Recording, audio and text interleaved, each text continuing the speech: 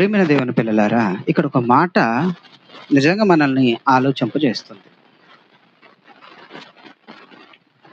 వారు యథార్థ పరులు కాక తమలో తాము అతిశయపడుదురు. యథార్థత లేనివారు తమకున్న డబ్బును బట్టి, తమకున్న ధనమును బట్టి, తనకున్న పరపతిని బట్టి, తనకున్న బంధు బలగం కానీ, తనకున్న ప్రజాబలం కానీ, ఏదో భూమి మీద ఏదో ఒక బలాన్ని చూసి యథార్థతను విడిచిపెట్టిన వారు గర్వపడవచ్చు. కానీ నీతిమంతుడు విశ్వాస మూలముగా బ్రతుకును అన్నాడు. అంటే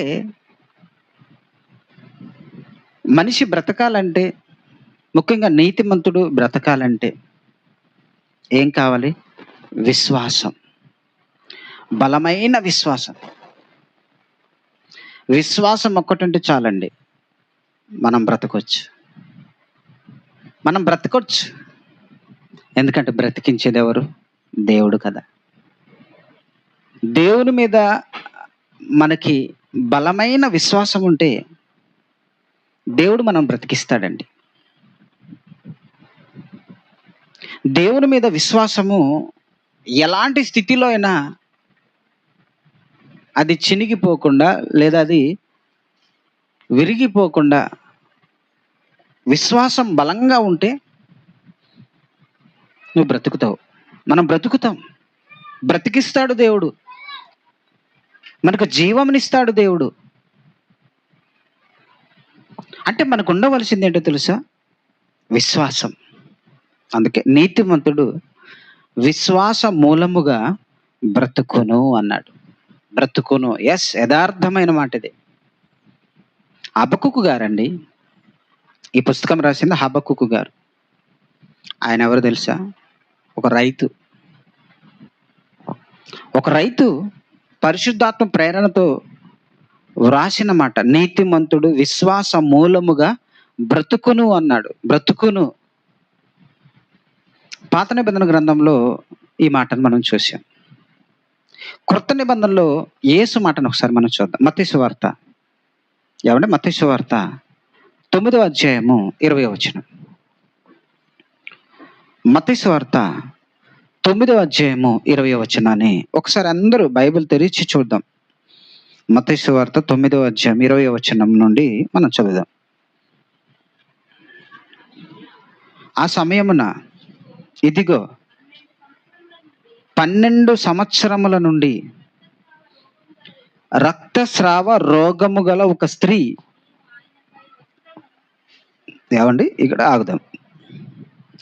యేసుక్రీస్తు వారు భూమి మీద ఉన్న బ్రతుకుతున్న కాలం, మానవ రూపం దాల్చి భూమి మీద ఆయన జీవిస్తున్న కాలం, ఒక మనిషిగా ఆయన జీవిస్తున్న కాలంలో ఆయన అనేక అద్భుతాలు, అనేక సూచక్రియలు అనగా స్వస్థతలు చేశాడు, రోగులను బాగు చేశాడు, కుంటి వాళ్ళను కాళ్ళు ఇచ్చాడు, గ్రుడ్డి వాళ్ళకి చూపునిచ్చాడు, చెవిటి వాళ్ళకి వినికిడినిచ్చాడు. భూమి మీద ఎలాంటి రోగం ఉన్న యేసుక్రీస్తు వారు బాగు చేశారు. తుదికి చనిపోయిన వారిని కూడా బ్రతికిచ్చాడు.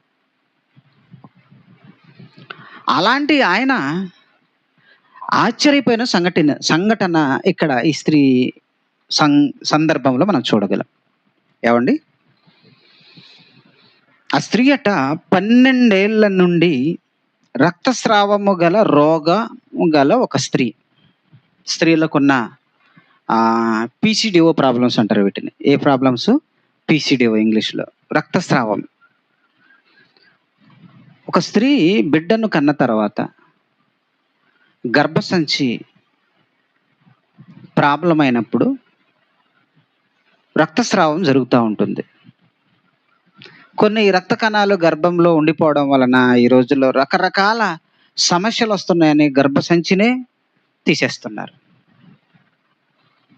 అంటే ఒక స్త్రీని బాధించే వేదన చేసే ఒక రోగం ఇది.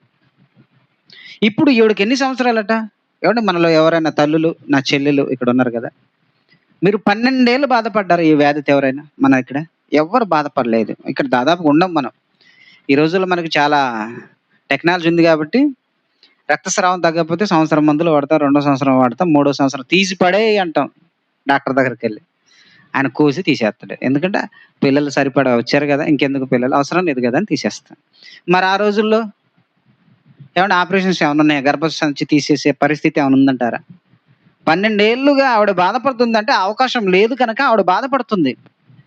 నాకు తెలిసి ఆ తల్లి రక్తమంతా వెళ్ళిపోయి ఒక జీవచ్ఛవంలా ఉండి ఉంటదండి. యేసుని గురించి విన్న ఆ తల్లి యేసు యొద్దకు వచ్చి ఒకటి అనుకుందండి. ఆవిడే అనుకుంది. ఇక్కడ విషయం ఏంటంటే యేసు చెప్పలే. ఆవిడ అనుకున్నది. ఏమనుకున్నది? యేసు దగ్గరకు వచ్చి 21 వచనం. ఆవిడ అంటుంది, నేను ఆయన పై వస్త్రము మాత్రము ముడితే బాగుపడుదునని తనలో తాను అనుకుని ఆయన వెనుకకు వచ్చి ఆయన వస్త్రపు చెంగును ముట్టెను. ఏమండి, యేసు చెప్పలేదు సుమా. యేసు అమ్మా నా వస్త్రము చెంగు ముట్టుకో నువ్వు బాగుపడతావు అని చెప్పలే. తనలో తాను అనుకుంది. నేను ఆయనకు తెలియకుండా ఆయన వస్త్రపు చెంగు ఇలా ముట్టి నేను బాగవుతాను, ముడితే చాలు నేను బాగవుతాను అని ఆవిడే విశ్వసించింది. ఇక్కడ ఆవిడ విశ్వాసాన్ని మనం పసిగట్టాలి. ఆయనను అడగని అవసరం లేదు. అంటే ఆవిడ ఉద్దేశం ఏంటంటే ఆయనకు తెలియకుండా నేను ఆయనను ముట్టుకున్నా, ఆయనను కాదు ఆయన వస్త్ర చెంగును, మళ్ళా వస్త్రం యొక్క చెంగును ముట్టుకున్నా నాకు స్వస్థత కలుగుతుందని విశ్వసించిందండి. విశ్వసించింది, ఊరుకోలేదు. వెళ్ళేసి ఆ యేసుక్రీస్తు నడిచి వెళుతుంటే ఆయన మీద అనేక మంది పడుతుంటారు కదండి. ఎందుకంటే తండోపతండాలు ప్రజలు, ఎవరో ఒకరు తాకుతుంటారు కదా. అందులో నేను కూడా వెళ్ళి తాకి నేను మాత్రం స్వస్థపడతానని నమ్మింది. వెళ్ళి తాకింది. తాకంగానే ఆమెకు స్వస్థత కలిగింది. యేసు దేవుడు కనుక వెంటనే తన యొద్ద నుండి మహిమ బయలు వెళ్ళిందని అక్కడ అంటున్నాడు. ఆయన నన్ను ముట్టుకున్నది ఎవరు అని అడుగుతున్నాడు. చదవండి నెక్స్ట్ వచనం. యేసు ఆమె వెళ్ళింది, ముట్టింది, ఆయన వస్త్రం ముట్టెను. యేసు వెనుకకు తిరిగి ఆమెను చూచి, కుమారి ధైర్యముగా ఉండుము, నీ విశ్వాసము నిన్ను బాగుపరిచెనని చెప్పాను. ఏమండి, అంటే యేసుక్రీస్తు వారికి తెలిసిపోయింది, ఆయన దేవుడు కదండి,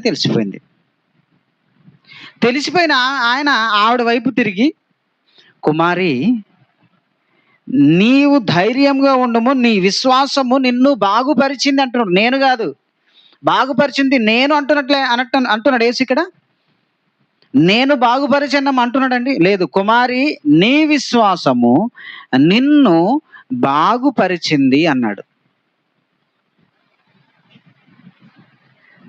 ఏమండి, నేడున్న బోధకులు చూడండి, వేదికలకి స్వస్థత ఎవరికో ఏదో ప్రార్థన చేసి జరిగిందంటే నేను ప్రార్థన చేయడం వల్ల ఎవరికి స్వస్థత కలిగిందంటాడు. ఈడు డబ్బా కొట్టుకుంటాడు. యేసేమని అలా చెప్పాడండి. అమ్మ నీకున్న విశ్వాసమే నిన్నేం చేసింది తెలుసా? స్వస్థపరిచింది. అంటే యేసుక్రీస్తు వారి యొక్క వస్త్రపు చెంగును నేను ముడితే బాగుపడతాను లేదా స్వస్థపడతానని ఆవిడ అనుకుందా? యేసు చెప్పాడా? ఆవిడే అనుకుంది. దానినే విశ్వాసం అంటారు.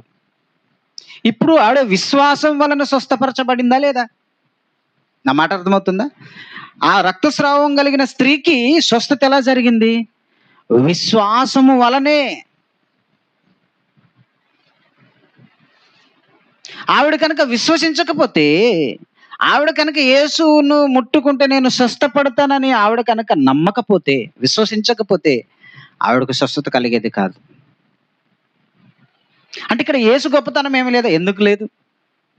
యేసును నమ్మడమే, యేసు యందు విశ్వాసం ఉంచడమే నీకు స్వస్థతను అనుగ్రహిస్తుంది. అవునండి, మనం ఏ వ్యాధితో ఉన్నాయో చాలా సింపుల్ అండి. దేవుడి దగ్గరకు మనం వచ్చినప్పుడు దేవుడు ఖచ్చితంగా నాకు స్వస్థతనిస్తాడని నువ్వు నమ్మి ఆయన అడుగు, ఖచ్చితంగా ఆయన బాగు చేస్తాడు. దేవుడు బాగు చేస్తాడండి. సింపుల్ లాజిక్ అండి. ప్రజలు ఏంటంటే అంత నమ్మరండి. దేవుడు అంటే ఇక్కడ ఏంటంటే ప్రపంచములో దేవుడు ఒక్కడే ఉంటాడు. ఈయన కాకపోతే ఆయన, ఆయన కాకపోతే ఈయన అని వెళ్ళామనుకో, అంటే నీకు నమ్మకం లేదు, విశ్వాసం లేదని అర్థం. నేను చాలా సార్లు చెప్పాను. బైబిల్ దగ్గరికి, యేసు దగ్గరికి వస్తే ఒకటే, ఈయన తప్ప ఇంకా ఏ దేవుడు లేడని నువ్వు నమ్మాలి. ఇక్కడ ఉంటాను 2 రోజులు, బాగా అవ్వకపోతే మరో చోట వెళ్తానంటే దాన్ని ఏమంటారంటే దాన్ని విశ్వాసం అనరు. ఇక్కడ వ్యాపారం చేస్తానంటే, ఇక్కడ వ్యాపారం అవ్వలేదంటే మళ్ళీ వేరే చోట వెళ్ళి చేస్తానంటే బిజినెస్ అది. బిజినెస్ ఎక్కడ సాగితే అక్కడికి వెళ్తాం, అంతే కదండి. మన సంతకి వెళ్ళేవాళ్ళు చూడండి, వ్యాపారం ఏ సంతలో సాగితే ఆ సంతకి మనం వెళ్తాం. కనుక దేవుడి దగ్గర వ్యాపారం చేయకూడదు, దేవుడి దగ్గర వ్యాపారపు ఆలోచనలు ఉండకూడదు. ఏముండాలి? ఉండవలసింది విశ్వాసం. విశ్వాసం అండి. అప్పుడప్పుడు కొంతమంది, అందరు కాదు, కొంతమంది చెప్తూ ఉంటారు, దేవుడి మీద ఆ భారం పడి నేను ప్రార్థన చేశానండి, నేను దేవుని మీద విశ్వాసం ఉంచానండి, నాకు క్యాన్సర్ తగ్గింది అంటారు కొంతమంది. అందరి గురించి కాదు, కొంతమంది. అవును, క్యాన్సర్ అయితే దేవుడికి లెక్క, ఎయిడ్స్ అయితే దేవుడికి లెక్క అండి అంటే చెప్తున్నా నేను, లెక్క దేవునికి లెక్క. దేవునికి అసాధ్యమైనది ఏముంది? నీకు రోగము, వ్యాధి బాగవ్వాలంటే నువ్వు దేవుని మీద పెట్టుకోవాల్సిన విశ్వాసం అలాంటిది. ఎలాంటి విశ్వాసమో చివరికి మీకు అర్థమైంది. ఎలాంటి విశ్వాసం ఉంటే నీకు స్వస్థత కలుగుతుందో, ఎలాంటి విశ్వాసివై ఉంటే దేవుడు నీకు స్వస్థతనిస్తాడో, లేదా నీ బాధలు తీరుస్తాడో, నీకు ఏమున్నా చేస్తాడండి దేవుడు, ఏ సమస్య ఉన్నా. కాకపోతే నీ విశ్వాసము బైబిల్లో భక్తులు చూపించిన లాంటి విశ్వాసమా కాదా అన్నదే మనం ఒకసారి పైనుండి కిందికి మనం భక్తుల చరిత్రలు చూస్తే అర్థమవుతుంది. రైట్. ఇక్కడ ఈ స్త్రీ యొక్క విశ్వాసం అట ఆవిడను స్వస్థపరిచింది. యేసు చెప్తున్నమాట అండి, కుమారి ధైర్యంగా ఉండుము, నీ విశ్వాసము నిన్ను బాగుపరచనని చెప్పగా ఆ గడియ నుండి ఆ స్త్రీ బాగుపడెను. నీ విశ్వాసమే అంటే దేవునిని మనము అలా విశ్వసించాలి. అంటే ఆవిడ విశ్వాసము దేవుడికి నచ్చింది. ఆవిడ విశ్వాసము దేవునికి నచ్చింది. అందుకని యేసుక్రీస్తు, ఎందుకంటే మీరు ఆలోచించండి, ఎందుకు యేసుక్రీస్తు ఆవిడని అంత గొప్ప విశ్వాసం కనపరిచిందని యేసుక్రీస్తు మాట్లాడాడంటే, ఇక్కడ మనము ఆలోచించాలి. విశ్వాసం అనేది అదేంటంటే సాధారణంగా నమ్మి ముట్టుకుంటే స్వస్థత, అయితే నేను కూడా నమ్మి వచ్చి ఇగో యేసుక్రీస్తు బైబిల్నో లేదా ముట్టుకుంటా నాకు స్వస్థత కలగదా, ఇప్పుడు వస్తే అవ్వదు. ఎందుకంటే ఆవిడ స్థితి, ఆవిడ పరిస్థితి, ఆవిడ కండిషన్ మనకు అర్థమవుతే మనము కూడా ఆ స్థితిలో అంత స్థాయిలో మన విశ్వాసాన్ని చూపించగలగాలి. ఉదాహరణకి చెప్తాను, అది యేసుక్రీస్తు వారు బ్రతికున్న కాలం. మళ్ళీ చెప్తాను సందర్భం, యేసుక్రీస్తు వారు శరీరంతో బ్రతికున్న కాలం. అప్పుడు యేసుక్రీస్తు వారు అనేక మందిని ఏం చేస్తున్నాడు? స్వస్థతలు చేస్తున్నాడు, బాగు చేస్తున్నాడు, అనేక ప్రాంతాలు తిరుగుతున్నప్పుడు అనేక మంది యేసు దగ్గరకు వచ్చి, అయ్యా నా కుమారుడు బాగుపడాలి, కొంచెం మా ఇంటికి రాయ్యా అని బతిలాడి తీసుకెళ్ళి బాగు చేయించుకుంటున్నారు. ఓకే. లేదా ఆ పేషెంట్ను ఆయన దగ్గరికి తీసుకొస్తున్నారు. మీకు అర్థమవుతుందా? పేషెంట్లను తీసుకొస్తున్నారు, రోగుల దగ్గరకు యేసుని తీసుకువెళ్తున్నారు, స్వస్థతలు చేయిస్తున్నారు, ఇంకా చనిపోయిన శవాన్ని కూడా యేసుక్రీస్తు వారు లేపారు. అంటే మొత్తము ఎలా జరుగుతుంది స్వస్థతలు లేదా అద్భుతాలు యేసుక్రీస్తు వారు చేస్తున్న సందర్భం ఏంటంటే, ఆయన వెళ్ళడం లేదా ఆయన దగ్గరకు వారు తీసుకొని రావడం. మీకు అర్థమవుతుందా? యేసుక్రీస్తు వెళ్ళడం, ప్రార్థన చేయడం, బాగు చేయడం, లేదా యేసు దగ్గరికి పేషెంట్ను తీసుకొని రావడం, లేదా దారి గుండా యేసుక్రీస్తు వారు వెళ్తుంటే రోగులు కేకలు వేసి పిలిచి, ప్రభువా దయతో మమ్మను నీ చిత్తమైతే నీకు ఇష్టమైతే మమ్మల్ని శుద్ధునిగా చెయ్యని బ్రతిలాడుకున్న సందర్భాలు బైబిల్లో చూస్తాం. కానీ ఈవిడ అలా కాదు కదా. కబురు పెట్టలేదు ఇంటికి రమ్మని, ప్రభువా నేను రోగిని మోకరించి నన్ను బాగు చేయమని అడగలేదు. ఈవిడ విశ్వసించిన విధానమే డిఫరెంట్. అది అందరూ చేసినట్టు చేస్తే ఉందండి. ఎవరు చెయ్యని విధముగా చెయ్యాలి, ఎవరు నమ్మని విధముగా నమ్మాలి. ఇప్పుడు యేసుక్రీస్తు వారు నా ఇంటికి వచ్చి ప్రార్థన చేస్తేనే బాగుపడతానని నమ్మలేదు ఆవిడ. యేసుక్రీస్తు వారి యొద్దకు వెళ్ళి నేను ప్రార్థన చేయించుకుంటే స్వస్థపడతానని నమ్మలేదు ఆవిడ. యేసుకు కూడా తెలియకుండా అంతెందుకండి, యేసు వచ్చి నా కోసం ఎందుకు ఇంత దూరం రావాలి, శ్రమ తీసుకోవాలి, యేసు వచ్చి నన్ను ముట్టుకొని నా కోసం ప్రార్థించే సమయాన్ని ఎందుకు వృధా చేయాలి, యేసును ముట్టుకుంటే చాలు, అది కూడా ఆయనకు తెలియకుండా ముట్టుకున్నా నేను స్వస్థపడతానని నమ్మింది చూడు, అది దేవుడికి నచ్చింది. అది దేవుడికి నచ్చిందండి. అంటే యేసుని నమ్మిన విధానం అది.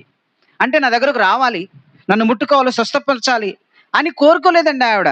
అలా ముట్టుకొని యేసుక్రీస్తు వారు ప్రార్థన చేస్తేనే స్వస్థపడతారు, లేకపోతే యేసుక్రీస్తు వారు దగ్గరకు నేను వెళితేనే స్వస్థత చేస్తాడు, ఇలా నమ్మలేదు. అంతకంటే ఎక్కువగా నమ్మింది, అందరికంటే ఎక్కువగా నమ్మింది. అసలు ఆయనకు చెప్పకపోయినా ఆయన చెంగును ముట్టుకుంటే చాలు నేను బాగుపడతానని నమ్మేది. ఇది ఎక్స్ట్రాడినరీ విశ్వాసం అంటారు దీన్ని. ఎక్స్ట్రాడినరీ అంటే అందరికి ఉన్నదానికంటే ఎక్కువ తన విశ్వాసాన్ని కనపరిచింది. నా మాట అర్థమవుతుందో లేదో మీకు? అక్కడున్న వారందరికంటే తన విశ్వాసము యేసుక్రీస్తు ఎడల ఎక్కువ కనపరిచింది. అందుకే యేసుక్రీస్తు వారు, కుమారి ధైర్యంగా ఉండము, నీ విశ్వాసము నిన్ను స్వస్థపరిచిన అనే పదాన్ని వాడాడు. అంటే నీ విశ్వాసమే, నీకున్న విశ్వాసమే నిన్ను స్వస్థపరిచింది. నీకున్న విశ్వాసమే. అంటే మనకు ఉండవలసింది ప్రధానంగా ఏంటో తెలుసా? విశ్వాసం. మనం అంటాం కుక్క విశ్వాసం గల జంతువు. మరి మనం ఎవరు? విశ్వాసం లేని వాడే మనిషి అంటాం మనం. ఏమండి, ఒక కుక్క చూడండి, మన ఇంట్లో ఒక ముద్ద పెడతామా అంటే, మన గిన్నెలో ముద్ద పెడతామని పెట్టాం. తిన్న తర్వాత ఏం పెడతాం దానికి? ఏం పెడతాం? మనం ఆదివారం నాడు ఎలాగూ నాన్ వెజ్ తెస్తాం. తెచ్చిన తర్వాత మన ఇంట్లో కుక్క ఉందనుకోండి, ముందు వండిన తర్వాత ముందు కుక్కకు పెట్టండి అంటామండి. మళ్ళీ దాని పేరు రాజు. ఏంటి కుక్క పేరు ఏం పెడతాం? రాజు. లేదా ఆడకుక్క అయితే రాణి. ఇప్పుడు రాణిని రాజుని పిలిచి వండిన తర్వాత ముందు రాజుకు పెట్టండి అంటామండి. అనం. ముందు ఈ రాజు తినాల, మనం తింటాం. తిన్న తర్వాత ఎక్కడో మనకి మన పంటికి నలగనిది, మనం ఆ ఎముకలో ఉన్న మాంసము చేర్చలేకపోతుంది చూడండి, అది మన పంటి కింద అటు తిప్పి ఇటు తిప్పి, ఆ పంటి కింద ఈ పంటి కింద అడావుడు చేసినాక కూడా పోని ఏదైనా ముక్కుంటే అప్పుడు గిన్నెలో పక్కకు పెట్టి మనం అంత తిన్న తర్వాత బేవ్ అంటాం కదండి. అయిపోయిన తర్వాత చేయి కడిగినప్పుడు అప్పుడు పిలుస్తాడు భర్త, ఏమన్నా అమ్మాయి రాజుని పిలువ అంటాడు. అప్పుడు పిలుస్తుంది రాజుని, లేదా రాణి ఉంటే రాణిని పిలుస్తారు. వచ్చిన తర్వాత ఈ పనికి రాని మనం పిప్పి చేసిన దాన్ని గిన్నెలో పెడితే మన ఇంట్లో ఉన్న రాజు లేదా రాణి తిని రాత్రి మన ఇంటి గడప కాడ అడ్డంగా పడుకుంటుంది. మనం తలుపులు తీసి పడుకున్నా, మనం బీరో ఓపెన్ చేసున్నా, శబ్దం ఏమొచ్చినా రాజు ముందు అరుస్తాడు. అప్పుడు ఈ నిద్రపోతు రాజు లేస్తాడు. ఎంత విశ్వాసం అండి! నిజంగా ఆలోచించండి. నిజమే, కుక్క విశ్వాసం గల జంతువు. గంత అన్నం పెడితే ఇంత విశ్వాసం చూపుతుందే కుక్క. ఒక యజమానిగా మనిషి పట్ల కుక్క ఇంత విశ్వాసం చూపుతుంటే, ఒక ముద్ద, అది కూడా మనకు పనికిరాంది పెడితే తిని ఇంత విశ్వాసంగా ఉంటుంటే, మనిషి ఎందుకండి దేవుడి మీద విశ్వాసం లేకుండా? ఒక ముద్ద పెట్టాడండి దేవుడు. మన నోట్లో ఉన్న పండ్లు ఏంటండి? 32. బయట ఎన్ని ఫలాలు ఉన్నాయి, పండ్లు ఉన్నాయి? 32 ఉన్నాయా? ఒక్క పండు అండి. మనం తినని పండ్లు ఎన్నో ఉన్నాయి. చాలా పండ్లు చాలా మంది తినలేదు. ఏమండి, ఎన్ని ఫ్రూట్స్ ఉన్నాయండి. ఈ ఫ్రూట్స్ అన్నీ మనం తిన్నామండి. మరి ఈ పంట కిందే నలగాలని దేవుడు ఇన్ని రకాల ఫ్రూట్స్ చేశాడే. ఇన్ని చేసిన ఆయన మీద మనకెందుకు విశ్వాసం లేదు? అదేంటి దేవుడు బాధ. కనుక కుమారి, నీ విశ్వాసము నీ విశ్వాసం అంటే దేవుడు ప్రతి మనిషిలో చూసేది ఏంటో తెలుసా? విశ్వాసం. నన్ను నమ్మాలి, అందరికంటే ఎక్కువ నమ్మాలి. ఎలాంటి సిచ్యువేషన్లో అయినా నన్ను నమ్మాలి. నేను చేయగలనని నమ్ముతావా లేదా? ఎందుకంటే ఆయనకు అసాధ్యమైనది ఏముంది? దేవునికి అసాధ్యమైనది ఏముందండి? ఆయనకు అసాధ్యమైనది ఏమీ లేదు అని మనము నమ్మాలి. నమ్మిన వాడికే నిత్య జీవం. ఇంకో సందర్భాన్ని చూద్దాం. ఏమండి, ఇంకో సందర్భాన్ని. మత్తయి సువార్త మరొక స్త్రీ 13వ అధ్యాయము. మత్తయి సువార్త 15వ అధ్యాయం చూద్దాం. 15వ అధ్యాయము 21వ వచనాన్ని చదువుదాం. 21 నుండి. యేసు అక్కడి నుండి బయలుదేరి తూరు సీదోనుల ప్రాంతమునకు వెళ్ళగా, ఇదిగో ఆ ప్రాంతముల నుండి కనాను స్త్రీ ఒకటి వచ్చి, ప్రభువా, దావీదు కుమారుడా, నన్ను కరుణింపుము, నా కుమార్తె దయ్యము పట్టి బహు బాధపడుచున్నదని కేకలు వేసి చెప్పాను. ఇక్కడ ఆగుదాం. యూదా ప్రాంతంలో ఉన్న స్త్రీ కాదండి, ఎందుకంటే యేసుక్రీస్తు యూదుడు. యూదా దేశంలో ఉన్న స్త్రీ కాదు, అన్య స్త్రీ.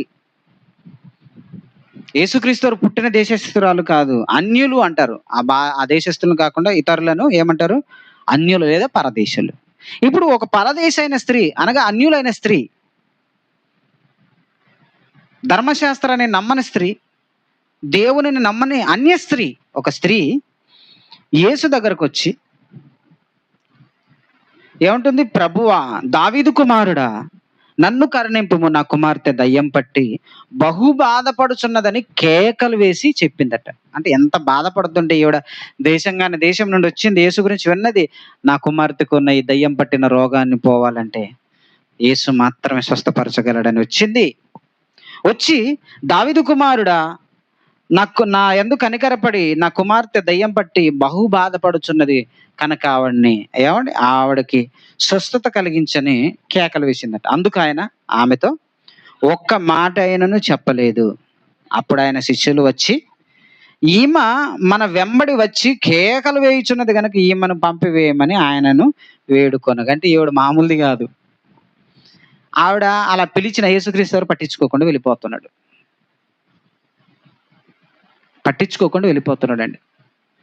ఆవిడ పట్టు వదలలేదండి. ఈయనంటండి ఇంత దూరం నుండి వచ్చి అడిగినా కనీసం పట్టించుకోలేదు అని ఫీల్ అయ్యి వెనక్కెళ్ళలేదు. మనకు ఫీలింగ్స్ ఎక్కువ కదా, మన మామూలు వాళ్ళం కదా. మనమైతే దేవుడి దగ్గర ఒకటి అడగంగానే దొరకలేదనుక ఏమో చేస్తాడో చేయడు, ఇంక అడగను.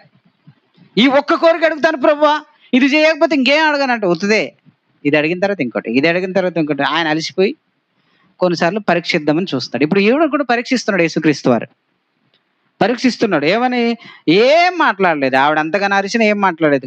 తుదకి తన ప్రక్కన ఉన్న శిష్యులు యేసుక్రీస్తుని అడిగి, ప్రభువా, గురువుగారు, ఈవిడ ఇంత ఇబ్బంది పెడుతుంది కదా, ఇంతగానో అరుస్తుంది కదా, కొంచెం సమస్య తీర్చరాదు ప్లీజ్ అని అడిగారు. అప్పుడు యేసుక్రీస్తు వారు అన్నమాట ఏంటి తెలుసా? 24వ వచనం.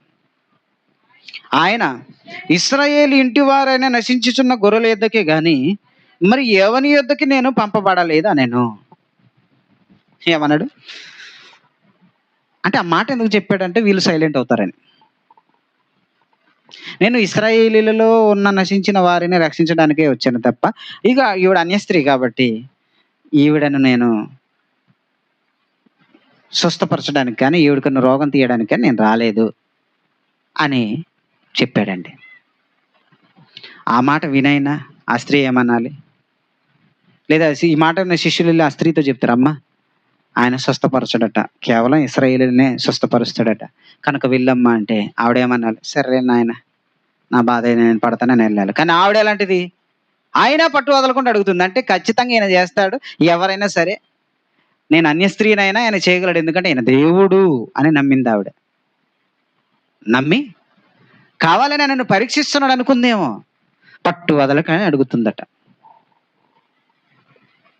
ఏమండి 25వ వచనం. అయినను ఆమె వచ్చి, ఇది చెప్పిన ఆయన ఇశ్రాయేలీల కోసమే వచ్చాడమ్మా, నువ్వు అన్య స్త్రీ కదా, కనాను స్త్రీ కదా, కాబట్టి నువ్వు తూరు సీదోను ప్రాంతం స్త్రీ కాబట్టి అమ్మ నీకు చేయడమ్మా అని చెప్పిన ఆయనను, చూడండి ఆ మాట చూడండి, ఆయనను అంటే ఆవిడ విశ్వాసం చూస్తున్నాడు యేసుక్రీస్తు.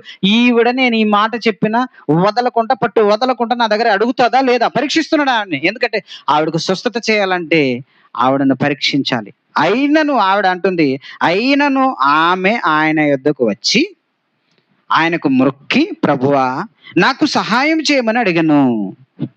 అందుకు ఆయన, ఇంకో ప్రశ్న, అందుకు ఆయన ఏమండి, ముందేమో పట్టించుకోలేదు పిలిచినప్పుడు, రెండవసారి ఏమో నేను ఇశ్రాయేలుల కోసమే వచ్చానన్నాడు, మూడవసారి ఏమంటున్నాడు తెలుసా? ఇది కొంచెం కఠినమైన మాట. మూడవసారి ఏమంటున్నాడు తెలుసా? అందుకు ఆయన, పిల్లల రొట్టె ముక్కలు తీసుకుని కుక్క పిల్లలకు వేయుట యుక్తము కాదని చెప్పాను. ఇది కఠినమైన మాట. నేను ఇశ్రాయేలుల కోసం వచ్చానన్నమాట. అన్ని జనులైన నీ కోసం రాలేదమ్మా, కనుక నీకు స్వస్థత చేయనంటే అక్కడ వరకు బాగానే ఉంది. అయినా ఆవిడ అడిగినందుకు ఏమన్నా తెలుసా? అమ్మా, మీ ఇంట్లో పిల్లలు ఉంటారు కదా, పిల్లలకు పెడుతున్న రొట్టె ముక్క, వాళ్ళు రొట్టెలు తింటారు కాబట్టి ఆ ఉదాహరణ చెప్పాడండి. మన దగ్గర అయితే, అమ్మ మీరు భోజనం చేస్తారు కదా, మీరు తినే భోజనము, మీ పిల్లలకు పెట్టే భోజనము మీ పిల్లలకి పెడతారా, కుక్క పిల్లలకి పెడతారా? మీ పిల్లలకి పెడతారు. కనుక ఇది పిల్లలకు పెట్టే ఆహారం అమ్మ, కుక్క పిల్లలకి పెట్టకూడదమ్మా అని చెప్పాడు. అది ఆ మాటలోని సారాంశం. అమ్మ, పిల్లలు రొట్టె ముక్కలు కుక్క పిల్లలకి వెయ్యవచ్చునా? వెయ్యరు కదా. ఇదంతే అన్నాడు. అంతే. అంటే నీకు స్వస్థత చేయనమ్మా, నేను ఇశ్రాయేలులకే చేస్తానమ్మా అని చెప్పినట్టు. అంటే కుక్క పిల్లతో పోల్చిన ఆవిడేమంది? ఇంత దూరం ప్రయాణం చేసి వస్తే నన్ను కుక్క అంటావా? నువ్వే కుక్కవి. మీ నాన్న కుక్క, దావీదు గారు మీ నాన్న కుక్క, మీ ముత్తాత కుక్క అన్నదండి. మనమైతే కుక్క అంటావని అక్కడ దాకా వచ్చిన విశ్వాసం ఏమైపోయింది? ఏమంటే దేవుడు నిన్ను పరీక్షించకూడదా? నన్ను అడుగుతానండి ప్రశ్న. నీకు ఉచితంగా స్వస్థత చేయవలసిన దేవుడు నిన్ను పరీక్షించకూడదా? దిక్కుమాల నువ్వు సంపాదించిన ఒక ఎకరం భూమి, లేకపోతే దిక్కుమాలను పనికిరాని ఏమంటే లాభాలు లేని ఒక షాపు కుమారుడికి అప్పచెప్పేటప్పుడు ఎన్ని పరీక్షలు పెడతామండి? ఇది నిజంగా నా షాపు నడిపిస్తాడు, ఆ షాపులో లాభాలు లేకపోయినా, ఆ వ్యాపారంలో లాభాలు లేకపోయినా పిల్లలకి ఇచ్చేటప్పుడు 100 పరీక్షలు పెడతాం మనం. మరి దేవుడు అండి ఉచిత స్వస్థత చేయాలంటే పరీక్షించడా? ఈ మధ్యకాలంలో గుజరాత్లో ఒక డైమండ్ తయారు చేసే కంపెనీ ఓనర్ కోట్లండి, కోట్ల రూపాయలకి అధినేత. ఆయనకు ఒక్కగానొక్క కుమారుడు.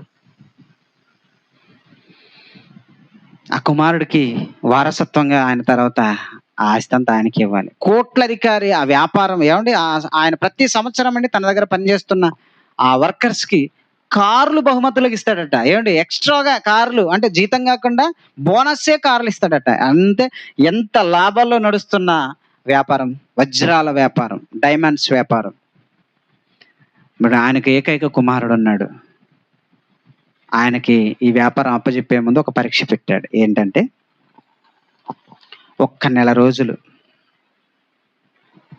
కొడుకుతో అన్నాడు, నా వారసత్వం, నా తర్వాత నీకు ఇదంతా ఇవ్వాలంటే నీకు పరీక్ష పెడతా, ఆ పరీక్షలో నువ్వు నెగ్గాలంటే ఓకే డాడీ అన్నాడు ఆయన. కండిషన్స్ అప్లై అన్నాడు. ఏంటంటే, ఒక్క నెల రోజులు భారతదేశంలో నువ్వు ఎక్కడని వెళ్ళి బ్రతుకు, కానీ నా పేరు చెప్పొద్దు, నువ్వెవరు కొడుకువో చెప్పొద్దు, నా పేరు వాడుకోవద్దు, నా పేరు వాడుకోవద్దు, నువ్వు ఎవరికి పుట్టావో చెప్పొద్దు. ఒక సాధారణ నీకున్న చదువుతో ఏదో ఒక ఉద్యోగం చేసి ఒక నెల రోజులు బ్రతుకు. ఆ నెల రోజులు కూడా నెల మొత్తం ఒక చోటే ఉద్యోగం చేయొద్దు, వారానికి ఒక చోటే ఉద్యోగము చేయాలి. ఆ వచ్చిన డబ్బులతోనే నువ్వు బ్రతకాలి. ఎవరికి నాకు డబ్బులు పంపడం అవసరం లేదు, నువ్వే బ్రతకాలి, బ్రతికి చూపించు అన్నాడు. ఆయన హీరోలేక బయలుదేరాడు. ఇప్పుడు తండ్రి పేరు వాడకూడదు. ఆయన కొడుకు అని చెప్తే ఏముందండి, ఎవడైనా ఉద్యోగం ఇచ్చేస్తాడు, తర్వాత పెద్ద వజ్రం ఇచ్చేస్తాడు అని అంటాడు. కనుక ఆ తండ్రి పేరు వాడకూడదు.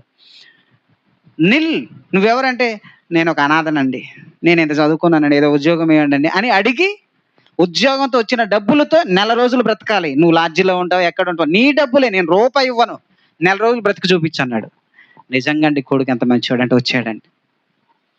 వాళ్ళ నాన్న పేరు కానీ పలుకుబడి కానీ వాడుకుంటే ఒక సాధారణ వ్యక్తిగా వెళ్ళేసి ఫస్ట్ హోటల్లో జాయిన్ అయ్యాడట. వాళ్ళే కదండి ముందు కుండలు తోమడానికి ఇస్తారు కదా, వెళ్ళంగానే జనరల్ మేనేజర్ ఇస్తారు ఏంటి, మనకి కౌంటర్లో కూర్చోబెడతారు. హోటల్లో కాదు, ఒక రెస్టారెంట్లో జాయిన్ అవుతే అది కూడా వారం రోజులే. మళ్ళీ వాళ్ళకి చెప్పొద్దు, వారం రోజుల తర్వాత నాకు కుదరట్లేదని అక్కడ వదిలేసి మళ్ళీ వేరే అది కండిషన్. వారం రోజులు హోటల్లో చేసాడట. వాళ్ళు, బాబు నువ్వెవరో మాకు తెలియదు, నీకు ఉద్యోగం ఇవ్వాలంటే నీకు 3 పూటలు అన్నం పెడతా అన్నారట. ఈయనకి అదే బాగా, అమ్మయ్య తిని బతకొచ్చుగా వారం అనుకున్నాడట. వారం రోజులు పనిచేసాడట. ఏమండి, మళ్ళీ అక్కడ నుండి వారం తర్వాత అక్కడ నుండి జంపు, మళ్ళీ చెప్పకుండా వెళ్ళిపోయాడు. వెళ్ళిపోయి బేకరీలో జాయిన్ అయ్యాడట. కేక్స్ బేకరీ ఉంటుంది, అక్కడ జాయిన్ అయ్యాడట. మరి ఏడ పడుకోడు, ఇంకేం పడుకుంటాడండి. ఇప్పుడు నాన్న రూపాయి ఇవ్వలేదు, వచ్చిన ఆ డబ్బులతో ఎక్కడ పడుకోవాలి? లాడ్జికి కూడా డబ్బులు కావాలి కదండి, ఉత్తికి ఎక్కడ పడుకోబెడతా? మళ్ళీ బట్టలు కూడా కావాలి కదండి, పేస్ట్ బ్రష్ ఇవన్నీ కావాలి కదండి, వేసుకోవడానికి బట్టలు కావాలి కదండి. సరే బట్టలు వేసుకొని వచ్చాడు అనుకుందాం, ఈ ఖర్చులు ఉంటాయి కదా.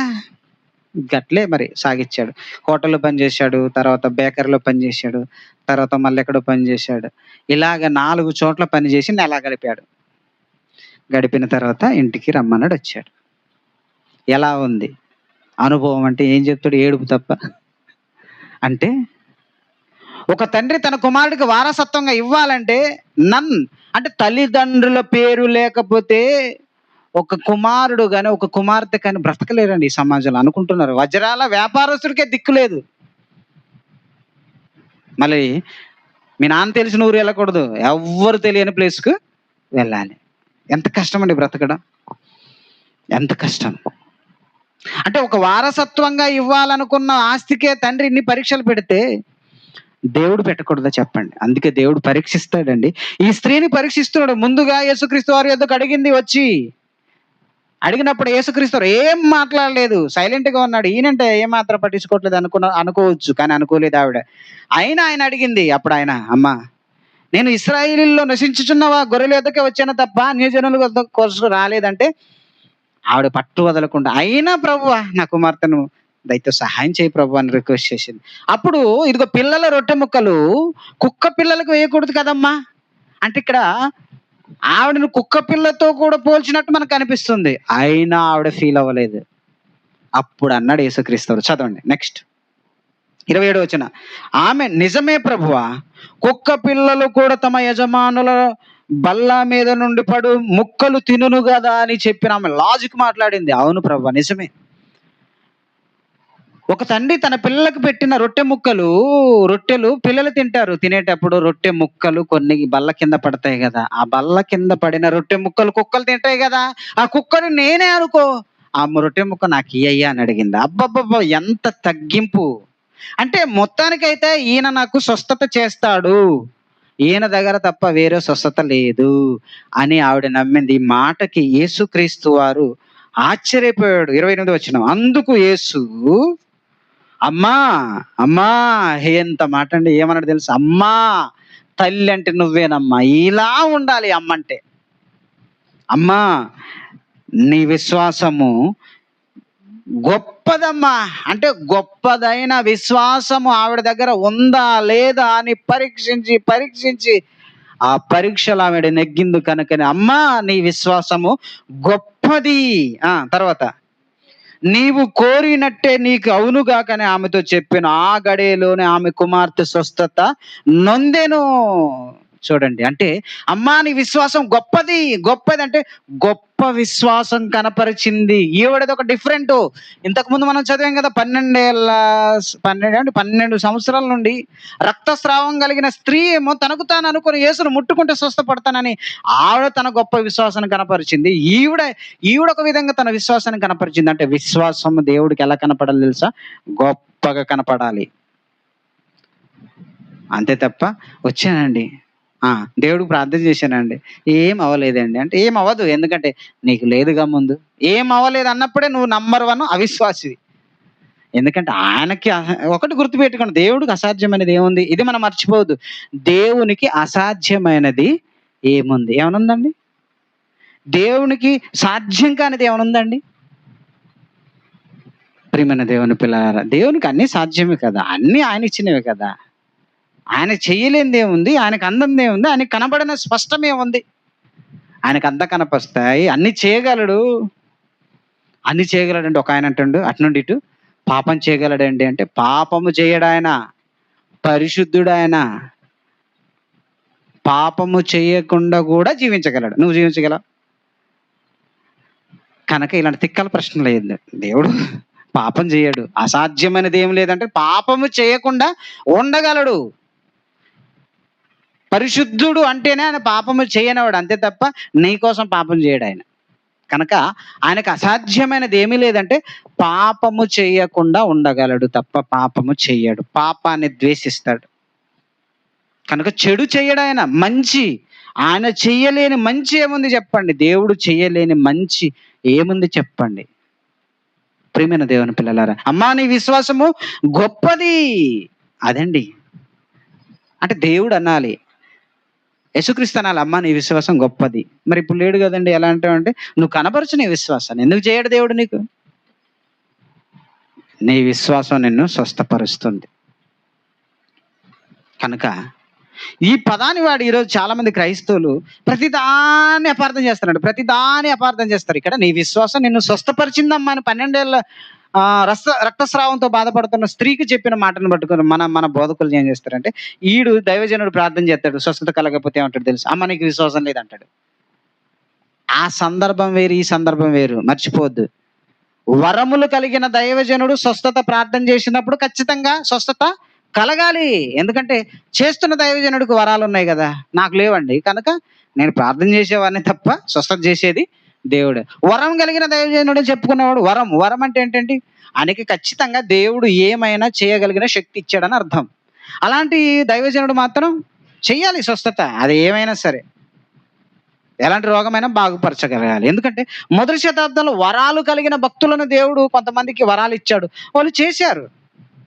కనుక అపార్థం చేసుకునే వాళ్ళు కూడా ఉంటారు, అపార్థం చేసే వాళ్ళు కూడా ఉంటారు. ఇక్కడ నీ విశ్వాసం నిన్ను స్వస్థపరిచిందమ్మా అంటే ఆవిడ కనపరిచిన విశ్వాసముకి ఆవిడకి స్వస్థత యేసుక్రీస్తు వారు ఇచ్చారు. రైట్. ఇప్పుడు మనం ఆలోచిస్తే అవిశ్వాసం ఉంటే కూడా స్వస్థత చేయడు దేవుడు. అది కూడా ఆలోచించాలి. నీకు విశ్వాసం ఉంటే నీకు స్వస్థత చేస్తాడు, నువ్వు అవిశ్వాసాన్ని కనబరిస్తే స్వస్థత చెయ్యడు. ఏమండి? మత్తయి సువార్త, ఇదే మత్తయి సువార్తలో 13వ అధ్యాయము 58వ వచనం చదువుదాం. మత్తయి సువార్త 13వ అధ్యాయం 58వ వచనం. మత్తయి సువార్త 13వ అధ్యాయం 58వ వచనం. వారి అవిశ్వాసమును బట్టి ఆయన అక్కడ అనేకమైన అద్భుతములు చెయ్యలేదు. వారి అవిశ్వాసమును బట్టి. వీళ్ళెవరంటే యేసు నమ్మలేదండి, అంతే. ఎలా నమ్మలేదు అంటే పైన సందర్భం అంతా మనం చూస్తే యేసు ఉపమానాలని చెప్పిన తర్వాత స్వదేశానికి వెళ్ళాడు, సొంత ఊరుకు వెళ్ళాడండి. స్వదేశం ఏంటండి? సొంత ఊరు. పక్కన సమరయ, గలిలయ తిరిగి యూదయ సొంత ప్రాంతం కదా, బెత్లెహేము లేదా నజరేతు సొంత ఊరు, ఆ ప్రాంతానికి వెళ్ళాడు. వెళితే వాళ్ళు ఏమంటున్నారు తెలుసా? ఈయన వడ్లవాని కుమారుడు కాదా అంటే, మనోడే కదా, మనూరుడే కదా, వడ్ల ఆయన కుమారుడే కదా, ఈయన సహోదరులు మనతో కూడా ఉన్నారు కదా. అప్పటి వరకు ప్రజలందరూ ఆయన ఎలా చూసారో తెలుసు, ఈయన దేవుని కుమారుడు, ఈయన స్వస్థతలు చేస్తున్నట్టు దేవుడు అభిషేకించి పంపించాడు, రాబోయే ప్రవక్త ఈయనే. కనుక ఇలా పుట్టిన ఈయన దేవుని కుమారుడుగా మానవ రూపంలో పుట్టాడు కనుక ఈయన దేవుని కుమారుడని అందరూ నమ్ముతుంటే, చుట్టుపక్కల ఉన్న వారందరూ ధర్మశాస్త్రాన్ని బట్టి ఈయన రక్షకుడు, ఈయనే మెస్సయ్య, ఈయనే మనం రక్షించడానికి వచ్చాడని అందరూ నమ్ముతే, సొంత ఊరు వాళ్ళు ఏమంటారు తెలుసా? ఈయన మెస్సయ్య. మన ఊర్లో ఉన్న వడ్లవాని కుమారుడుగా యోసేపు ఉన్నాడు కదా, ఆయన కుమారుడు కదా, వడ్లలో అబ్బాయి కదండి, అదే కదా మనం మాట్లాడతారు, వడ్లలో అబ్బాయి కదండి. వీళ్ళ సహోదరులు మళ్ళీ మనతోనే ఉన్నారు కదంటే, యేసు స్థాయిని, దేవుని స్థాయి నుండి వీళ్ళు ఏం చేస్తున్నారు తెలుసా? తగ్గిస్తున్నారంటే, వీళ్ళు ఇలా మాట్లాడుతున్నారంటే యేసు మీద వీళ్ళకి విశ్వాసం లేదంటే, యేసు దేవుడు అని నమ్మట్లేదు వాళ్ళు. అది పాయింట్. యేసు దేవుడు అని నమ్మట్లేదండి. అందుకు ఆ ఊరిలో జరిగిన సంగతి ఏంటంటే 58వ వచనంలో 57 నుండి చదువు. అయితే యేసు ప్రవక్త స్వదేశములో తన ఇంటను తప్ప మరి ఎక్కడను ఘనహీనుడు కాడని వారితో చెప్పెను. వారి అవిశ్వాసమును బట్టి ఆయన అక్కడ అనేకమైన అద్భుతములు చెయ్యలేదు అంటే కావాలని చెయ్యలేదు ఆయన, అంతే తప్ప ఆయనకు పవర్ లేక కాదు. ఒక ఆయన అంటాడు ఆయన చెయ్యలేకపోయాడు అన్నాడు. చెయ్యలేక కాదు, ఆయనకు చేతగా కాదు, చేతనయ్యి కూడా చేయలేదు. ఎందుకంటే వీళ్ళకి చేసి కూడా వేస్ట్, అంతే కదండి. దేవుడు మనకి ఎన్ని చేసినా మనము దేవుని పట్ల విశ్వాసం చూపనప్పుడు వీళ్ళకి చెయ్యడం కూడా వేస్ట్ అని దేవుడు చెయ్యడండి, చెయ్యడు. ఏమంటే ఎంత భాగ్యం అండి మనకి. ప్రతి ఆదివారము రొట్టె ద్రాక్ష రసం ఇస్తాం మన సంఘంలో. అన్ని సంఘాలు ఈ భాగ్యం ఉండదు. రొట్టె ద్రాక్ష రసం వలన ఒకటి, ఆయన మరణాన్ని మనం ప్రచురం చేయాలి. పాటలు పాడాం కదండి, రొట్టెని తిని రక్తాన్ని త్రాగిన మనం ఆయన మరణం ఏం చేయాలి? ప్రచురించాలి, సువార్త ప్రకటించాలి. రెండవది, ఈ వారం రోజుల్లో మనకు తెలుసో తెలియక పాపం చేస్తే మన పాపాలు క్షమించబడతాయి. అంటే ప్రతి ఆదివారం కడుక్కునే అవకాశం ఉంది. కడుక్కున్న మనం ప్రతి ఆదివారము ఆయన మరణాన్ని ప్రచురం చేయడానికి జ్ఞాపకం చేసుకునే భాగ్యం దక్కింది.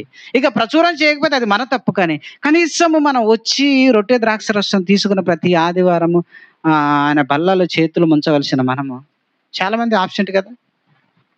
ఆబ్సెంట్ ఎందుకు ఆబ్సెంట్ చెప్తారు, చాలా కారణాలు చెప్తారు. అంటే నీకు ప్రతి ఆదివారము నీ పాపాలు కడుక్కునే అవకాశం ఉంది. ప్రతి ఆదివారం ఆయన మరణాన్ని జ్ఞాపకం చేసుకునే అవకాశం ఉంది. జ్ఞాపకం చేసుకున్న నీవు ఏమండి మర్చిపోతున్న మనల్ని జ్ఞాపకం చేస్తున్నాడండి. జ్ఞాపకం చేసుకున్న నీవు ప్రకటించాలని ఆతృత కలగడానికి ఒక భాగ్యం కదా. దానిని మనం కాలదనుకుంటున్నామంటే విశ్వాసం ఉందంటారా? విశ్వాసం దేవుడి మీద మనకు విశ్వాసం ఉందంటారా? కడుక్కునే భాగ్యం దేవుడు మనకి ఇచ్చాడంటారా? మనం టైంపాస్కి వస్తున్నామా? అంటే మనం ఏ స్థాయిలో ఉన్నామో, మన విశ్వాసం ఏ రేంజ్లో ఉందో మనకు అర్థం కావాలి. చాలా దిగజారిపోతున్నామండి. అంటే వచ్చిన భాగ్యాన్ని మనం ఉపయోగించుకోవట్లేదు. నష్టపోయేది ఎవరు తెలుసా? తుదకి మనమే. ఆనాటి వాళ్ళున్న విశ్వాసం చూడండి. వాళ్ళు దేవుడు పరీక్షించిన వాళ్ళు పరీక్షలు నెగ్గి మరి వారి విశ్వాసాన్ని కనపరిచారు.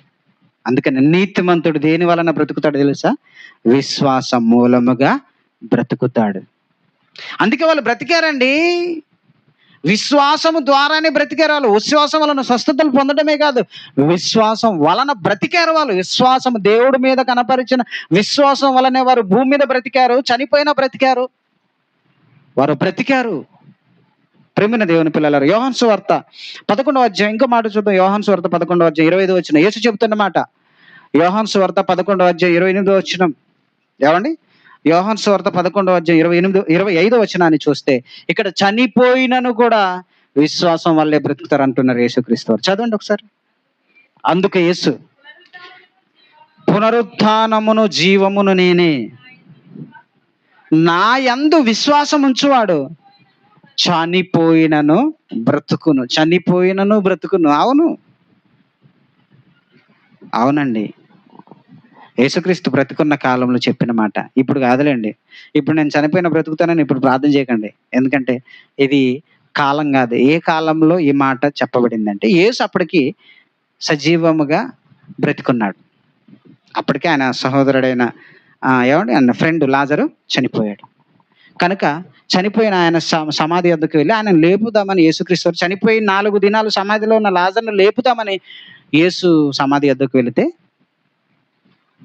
ఆయన సొంత అక్కలు ఏమన్నారంటే, ప్రభువా లేస్తాడు నా తమ్ముడు, కానీ ఇప్పుడు వద్దు, సమాధి కంపు కొడుతుంది. ఎందుకంటే 4 రోజులు ఎందుకు శవాన్ని పాతి పెట్టి సమాధిలో, కనుక ఇప్పుడు ఓపెన్ చేస్తే కంపు వస్తుంది కనుక ప్రభువా నా తమ్ముడు లేస్తాడు, ఎప్పుడు పునరుత్థానంలో లేస్తాడు, ఇప్పుడు మాత్రం వదిలే ప్రభువా, కంపును భరించలేం ప్రభువా అన్నది ఆవిడ. అదే ఆ మాట సారాంశం. అప్పుడు యేసు అన్నాడు, ఓ తల్లి, ఓ పిచ్చిదానా, అంతే కదా అనాలి. ఎందుకంటే విశ్వాసం పోయింది ఆవిడకి. అమ్మ మార్తమ్మ, అమ్మ మరియమ్మ, రెండవ రాకడలో పునరుత్థానము అనగా రెండవ రాకడలో సమాధిలో ఉండి వారిని కూడా లేపేది నేనే. అదే పునరుత్థానమును జీవమును నేనే. రెండవ రాకడలో లేపుతాను అంటున్నాడు కదా, ఆ లేపేది నేనే. ఇప్పుడు నేను బ్రతుకున్నా, ఇప్పుడు లేపలేనేంటమ్మా? నాకు అసాధ్యమైనది ఏమనుందా?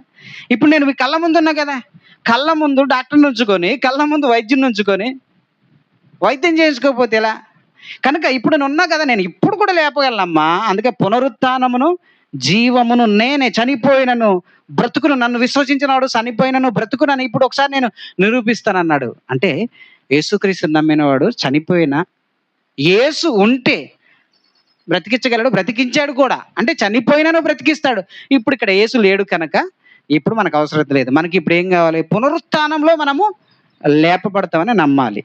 అదే ఇక్కడ చేశాడు. అందుకే పునరుత్థానమును జీవమును నేనే, నా యందు విశ్వాసం ఉంచువాడు చనిపోయినను బ్రతుకును. ఆయన యందు విశ్వాసం ఉంచిన లాజరు చనిపోయి 4 దినాలు సమాధిలో ఉన్నాడు.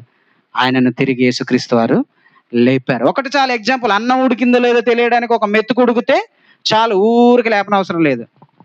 నీ మీద ప్రేమ ఉందో లేదో, మీ అమ్మకి నీ మీద ప్రేమ ఉందో లేదో తెలియాలంటే, అమ్మ ప్రేమ చూపించమ్మా, అమ్మ ప్రేమ చూపించమ్మని అడగాలని అవసరం లేదు. ఒరే ప్రేమ ఉంది కాబట్టి నిన్ను 6 నెలలు మోసింది, కన్నది, నీకు అన్నం పెట్టింది. లేకపోతే పుట్టిన వెంటనే ఏం లేదు, ఒక బియ్యపు గింజ గొంతులో పెడితే చచ్చి ఏమవుతావు?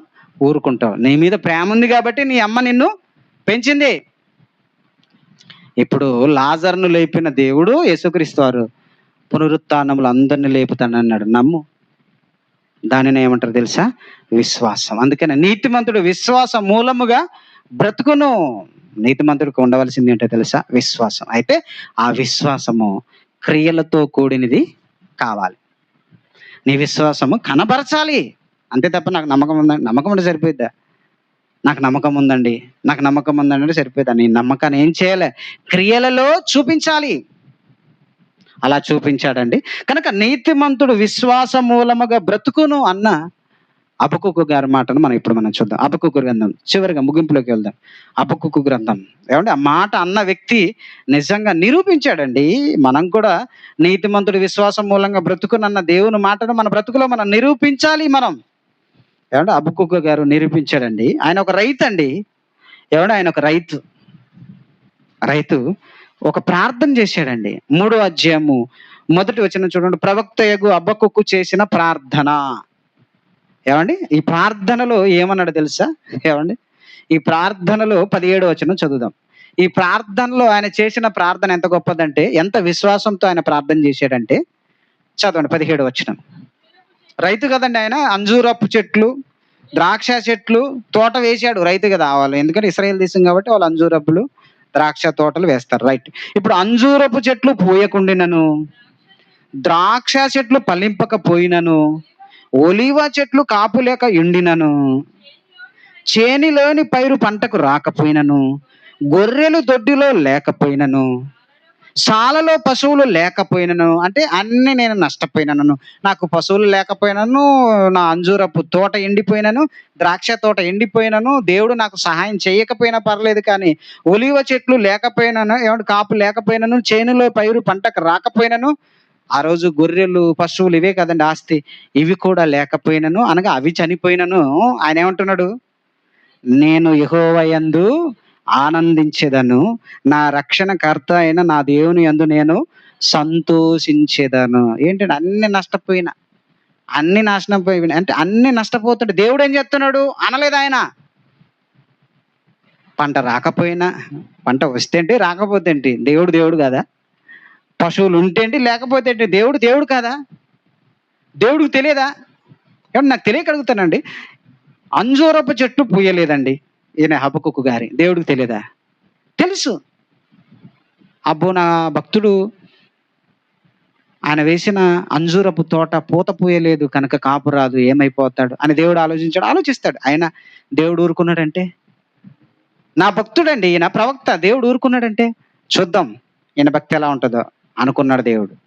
అందుకని ఆయన ఏమంటున్నాడు? ఇవన్నీ లేకపోయినాను, అంజూరపు చెట్లు పూయకుండినను, ద్రాక్ష చెట్లు ఫలింపకపోయినను, ఒలివ చెట్లు కాపు లేక ఎండినను, చేనులో పైరు పంటకు రాకపోయినను, గొర్రెలు దొడ్డిలో లేకపోయినను, శాలలో పశువులు లేకపోయినను, నేను యెహోవా యందు ఆనందించెదను, నా రక్షణకర్త అయిన నా దేవుని యందు నేను సంతోషించెదను, ప్రభువగు యెహోవాయే నాకు బలం. అదండి. అలా అనగలం మనం? అలా అన్నవాడే ఎవరు తెలుసా? విశ్వాస. అప్పుడు కుమారి, నీ విశ్వాసము నిన్ను రక్షిస్తుంది. కుమారుడా, నీ విశ్వాసం నిన్ను రక్షిస్తుంది. నువ్వు అన్ని కోల్పోయినా నా బలం ఎవరనాలి? యెహోవా అంటామండి మనం. నా బలం యెహోవా అంటే లేదండి. మనం అనుకుంటున్నామంటే నా బలం నా ఉద్యోగం, నా వ్యాపారం, నా పని అనుకుంటున్నాం కాబట్టి బలమైన దానికి ప్రాధాన్యత ఇస్తున్నాం. బలవంతుడు ఎవరండి? దేవుడు కదా. ఆయన నా బలం, యెహోవా నా బలము. ఆయన నా కాళ్ళను లేడి కాళ్ళ వలె చేయును, ఉన్నత స్థలముల మీద ఆయన నన్ను నడిపింపజేయును. ఇంత నష్టపోయినా ఏమంటున్నాడు తెలుసా? ఆయన నా కాళ్ళను ఎలా చేస్తాడో తెలుసా? లేడి కాళ్ళు తెలుసు కదా. లేడి, ఒక జింక లేడి, దాని కాళ్ళు ఎలా ఉంటాయి తెలుసండి? చాలా బలంగా ఉంటాయి. ఇక్కడ నుండి అది గెంతిందంటే ఎక్కడ పోయి పడుతుంది తెలుసా? మనం ఎట్లా ఉంటాయండి, మనం ఒక్కసారి ఇలా దూకితే మన కాళ్ళ ఆ మూలను ఇరిగిపోతాయి. ఇది మన కాళ్ళకున్న బలం. అదే లేడీ కాళ్ళు అయితే చెంగు చెంగు చెంగు చెంగు అని దూక్కుంటూ వెళ్తుంది. పులికి కూడా దొరకదండి అది. అందుకని పులులు, సింహాలు మాటు వేసి పడతాయి తప్ప అది పరిగెడుతుంటే దాని వెనకాల పరిగెత్తి, ఎందుకంటే చిరుత పులే స్పీడ్గా పరిగెడుతుంది, వేగంగా. దానికి మించిన వేగంగా లేడిది. లేడీ అంటే లేడీస్ కాదండి. లేడీ అంటే జింక, దుప్పి చంగు చంగు చంగుమని దూకుతుంది. ఇప్పుడు దేవుడు నీ కాళ్ళకు అలాంటి బలాన్ని ఇస్తాడు, నా కాళ్ళకు అలాంటి బలాన్ని ఇస్తాడు. నేను ఇవన్నీ నష్టపోతే అంటే ఒక్కసారి నేను చంగని దూకితే గుట్టలెక్కిపోతాను అంటున్నాడు ఆయన. అదే అంటున్నాడు, ఆయన నా కాళ్ళను లేడి కాళ్ళగా చేయును, ఉన్నత స్థలముల మీద ఆయన నన్ను నడువజేయును, నన్ను నడువజేయును. ఉన్నత స్థలములు అంటే ఎత్తైన స్థలాలకు దేవుడే తీసుకెళ్తాడు. నాకు ఇవన్నీ ఉంటేంటి లేకపోతే ఏంటి, ఇవన్నీ ఇచ్చింది దేవుడే. ఇవన్నీ లేకపోయినా, శాలలో పశువులు లేకపోయినా, గొర్రెలు దొడ్డులు లేకపోయినా, ఒలివ చెట్లు కాపు లేకపోయినా, చేనిలోని పైరు పంటకు రాకపోయినా, ద్రాక్ష చెట్లు ఫలింపకపోయినా, అంజూరపు చెట్లు పోయకుండినను పోతా, యెహోవా యందు నేను ఆనందించేదను. అంటే ఇవన్నీ నీకు నష్టాలు వచ్చినప్పుడు కూడా నీ విశ్వాసాన్ని నువ్వు కాపాడుకుంటే అప్పుడు నువ్వు విశ్వాసివి. ఇప్పుడు చెప్పండి, మనం విశ్వాసులమా పిశాచులమా?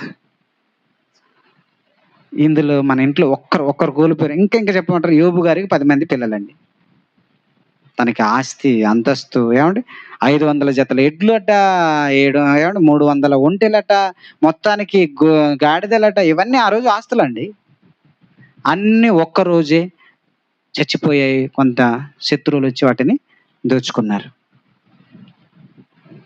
అవి చెప్పడానికి ఒకడు పరిగెత్తుకొని వచ్చాడు, వాడు చెప్పాడు. తర్వాత మరొక్కడు పరిగెత్తుకొని వచ్చి, యోబు గారు మీకు 10 మంది పిల్లలు ఒక ఇంట్లో విందు చేసుకుంటుంటే 4 వైపుల గాలి కొట్టి ఆ ఇంటిని పడేసింది.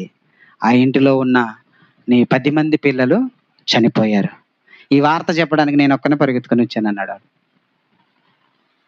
అప్పుడు యోబు గారు ఏమన్నారు, యెహోవా ఇచ్చెను, యెహోవా తీసుకొనెను, యెహోవా నామమునకు స్తుతి కలుగును గాక. అదే మనమైతే తిట్టకుండా బూతులు తిడతాం. నువ్వు అసలు దేవుడు అనవా, ఉన్నావా, పోయావా, నీకు అసలు మనసుందా అంట. మనం అనలేదంటే నువ్వు విశ్వాసి. యోబు గారు అనలేదు. మరి మన ఇంట్లో ఇప్పుడు చెప్పిన వెంటనే మీ ఇంటికి పోగానే ఒక శవం లేచింది అనుకో, నిజాలు మాట్లాడదు. వెంటనే ఫోన్ చేసి, దేవుడు మాకేనండి అన్యాయం చేశాడు. ఏం చేశాడండి మా ఆయన? ఎంత మంచివాడు తెలుసా? మనం చెప్పుకొస్తాం. నువ్వు ఎంత మంచివాడు మాకు చెప్పుకొస్తారు. మళ్ళీ మాకు చెప్తుంటే ఏంటో అర్థం తెలుసా? దేవుడికి చెప్తాడు అన్నాడు. చెప్తున్నా ఎగ్జాంపుల్. అంటే మనం ఇంకా కాపాడబడుతున్నాం, మనం ఇంకా బాగుంటున్నాం అంటే ఒక్కసారి ఆలోచించండి, మన విశ్వాసము నిజంగా కష్టాలలో నిలబడతదా? ఏమండి, మన విశ్వాసం బండ మీద, క్రీస్తు అనే బండ మీద కట్టబడిందా, ఇసుకలో కట్టబడిందా? ఇసుకలో కట్టబడితే వాన వస్తుంది, గాలి వస్తుంది, తుఫాన్ వస్తుంది, ఆ ఇల్లు ఏమైపోద్ది? కూలిపోద్ది, విశ్వాసం అనే ఇల్లు. కనుక నీ విశ్వాసము నిన్ను బ్రతికిస్తుందా, రక్షిస్తుందా? నిన్ను బట్టే నీ విశ్వాసాన్ని నిన్ను రక్షిస్తుందో రక్షించదో నువ్వే అర్థం చేసుకోవాలి. ఎందుకంటే భక్తులు వాళ్ళ జీవితాల్లో ఏది కోల్పోయినా, ఏది లేకపోయినా వారు దేవుని నమ్మారు. వారు నమ్మిన విధానం అలాంటిది ఇలాంటిది కాదు. ఒక అన్య స్త్రీ యేసుక్రీస్తు వారి దగ్గరకు వచ్చి రిక్వెస్ట్ చేసుకుంది. ఆయన పట్టించుకోకపోయినా, ఆయన కుక్క పిల్లలతో పోల్చిన, లేదయ్యా ఇక నువ్వు తప్ప ఎవరున్నారయ్యా, క్షమాభిక్ష పెట్టమని అప్పుడప్పుడు ఉరి శిక్ష పడిన ఖైదీలు వేడుకుంటారు. రాష్ట్రపతి దగ్గరికి వాళ్ళు అర్జీ పెట్టుకుంటారు క్షమాభిక్ష కోసం. ఎందుకు? దేశంలో ఉరిశిక్ష పడిన ఖైదీని క్షమించే అధికారము, ఏకైక చివరి అవకాశం ఎవరో తెలుసా? మన దేశ రాష్ట్రపతికి ఉంటుంది. ఈ దేశస్తులు నా మీద కోపం పడిని నాకు ఉరిశిక్ష చేశారు అని పట్టించుకోకపోతే ఉరిశిక్ష ఖాయం. కనుక ఏం చేయాలి? ఇప్పుడు రాష్ట్రపతికి అర్జీ పెట్టుకోవాలి. రాష్ట్రపతి క్షమిస్తాడు. ఎందుకంటే దాదాపుగా 99% ఉరిశిక్షకు చెప్పరండి. ఎందుకంటే భారతీయుడే కదా, కనుక వీడికి కఠినమైన శిక్ష పెట్టి ఉరి తప్పించండి అంటారు. మరి నువ్వు అంటే ఒక భారతదేశంలో ఉరిశిక్ష పెట్టిన తర్వాత ఉరి నుండి తప్పించుకోవాలంటే చివరిగా అడిగేది రాష్ట్రపతిని. అయితే నీకు ఇది అర్థమవుతే, నువ్వు కూడా తప్పించబడాలంటే నువ్వు దేవుని పాదాల చెంత పడితే నిన్ను దేవుడు రక్షించడా? రాష్ట్రపతికి ఉరిశిక్షను తప్పించే అధికారం అంటే అంతకంటే గొప్పవాడు కదండి దేవుడు. రాష్ట్రపతి దేనికండి? దేశానికి రాష్ట్రపతి. ఇలాంటి 250 దేశాలు ఉన్నాయి. ఈ దేశాలన్నిటిపైన దేవుడు ఉన్నాడు. ఆయన గొప్పవాడు కదా. కనుక ఆయన యొద్ద మన విశ్వాసాన్ని కనపరచాలి. నీతిమంతుడు విశ్వాసం మూలముగా బ్రతుకును, భక్తిహీనుడే విశ్వాసం లేకుండా తన భక్తిహీనత చేత బ్రతకాలనుకుంటాడు, కానీ చివరికి సర్వనాశనం అయిపోతాడు. ఈ భూమి మీద బ్రతుకుతాం, చనిపోయిన తర్వాత కూడా మనం బ్రతుకుతాం. ఈ భూమి మీద మనకి స్వస్థతనిస్తాడు దేవుడు. నువ్వు నమ్ము, నమ్ము, నువ్వు స్వస్థతనిస్తాడు. నువ్వు అడుగు. ఎవరో అడిగితే, ఎవరో స్వస్థత బోధకుడు చేస్తే అవన్నీ వద్దు, నువ్వు చెయ్యి. నీ ప్రభువుకి నీ విశ్వాసం చూపించు. నీకోసం నీకోసం సంఘం ప్రార్థిస్తుంది, నీకోసం నీ సేవకుడు ప్రార్థిస్తాడు. నువ్వు నమ్ము. నీ దగ్గర రూపాయి తీసుకోకుండా ప్రార్థన చేసేది నీ సేవకుడు, నీ సంఘమే. బయట ఎవడైనా అమ్మ ప్రార్థన చేసిన తర్వాత జేబులో కానికే అంటాడు, వాడు ముదురువాడు. ఎవడో ప్రార్థన చేసే స్వస్థత కాదమ్మా, ముందు మనకు ఉండాలి విశ్వాసం. కనుక ప్రియమైన దేవుని పిల్లలారా, నీ విశ్వాసం నిన్ను బ్రతికిస్తుందా? బ్రతికిస్తుంది. అందుకే యోబు గారు మరోసారి మాట చదివి ముగించుకుందాం.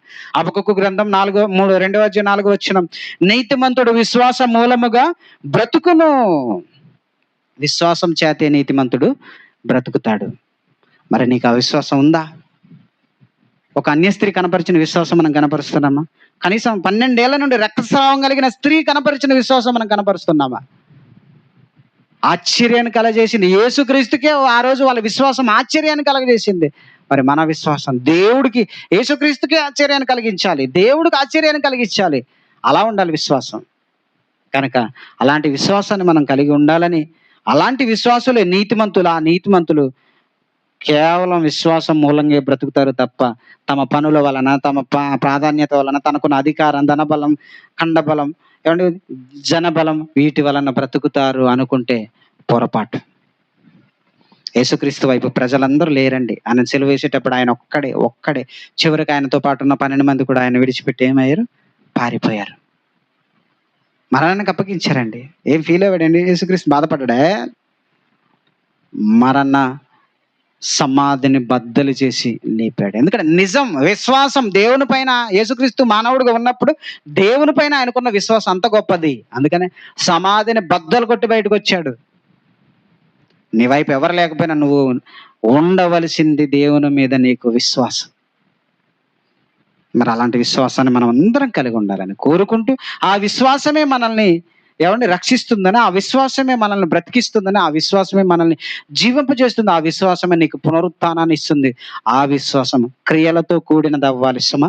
నాకు విశ్వాసం ఉందని చెప్పుకుంటే సరిపోదు, అది క్రియలలో కనపరచాలి. ప్రార్థన చేసుకుందాం.